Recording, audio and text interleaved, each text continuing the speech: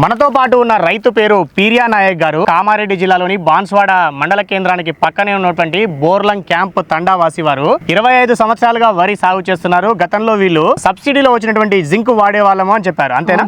Subsidy zinc. ఇప్పుడు ఏం zinc వాడుతున్నారు? అది చమత్కార్ జింక్. చమత్కార్ మనగ్రోమర్ వారి చమత్కార్ జింక్ వాడుతున్నానని చెప్తున్నారు. అది చీలేటెడ్ జింక్, ఈడిటిఏ టెక్నాలజీతో ఉన్నటువంటి జింక్. గతంలో ఎలాంటి రిజల్ట్స్ వచ్చేవి మీకు జింక్ లో? దీనికి చాలా డిఫరెంట్ ఉంది సార్. 3 సంవత్సరాల ముందు మా సబ్సిడీ వచ్చే జింకు మళ్ళీ వేరే షాప్లో వేరే జింకు తీసుకొని వాడుతుంటే అది రిజల్ట్ మాకు ఏమంత కనిపించలేదు సార్. ఈ 3 సంవత్సరాల నుంచి కంటిన్యూ చేస్తున్నాం ఈ జింక్. ఇందులో కలిపిరా? అవును సార్. మన ఇదేమెరువు? ఇది పొటాష్ సార్. ఇది పొటాష్ తో పాటు దేంతో పాటు యూరియాతో కలుపు, ఫాస్ఫరస్ ఉన్నటువంటి సెకండ్ డోస్ లో కలుపుకోవాలి సార్.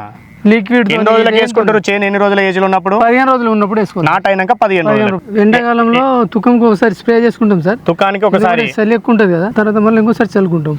ఓకే, 2 సార్లు. అప్పుడేమో జింక్ అంటే చలి వల్ల తగ్గుతుంది, జింక్ దొరకదు అని చెప్పేసి 2 సార్లు. నార్మల్కి ఒకసారి, చేనుకు ఒకసారి. వానకాలం మాత్రం చేనుకు ఒకసారి చల్లుకుంటారు. ఎంత ఎకరానికి?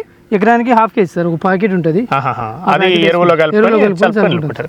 అదే పీరియా నాయక్ గారు చెప్తా ఉన్నారు. వీళ్ళు మనగ్రోమర్ వారి చీలేటెడ్ జింక్, ఈడిటిఏ కోటింగ్ ఉన్నటువంటి చమత్కార్ జింక్ను వాడుతున్నాను గత 3 సంవత్సరాలుగా అంటున్నారు. గతం కంటే ఇప్పుడు జింక్ వాడకం వల్ల మంచి దిగుబడి పెరిగిందా? అవును సార్, పెరిగింది. దిగుబడి కూడా కొంత పెరిగింది అనే విషయం చెప్తున్నారు. అదేవిధంగా ఎరువుల ఖర్చులో కూడా కొంత తగ్గింది అనే విషయాన్ని కూడా వారు చెప్తున్నారు.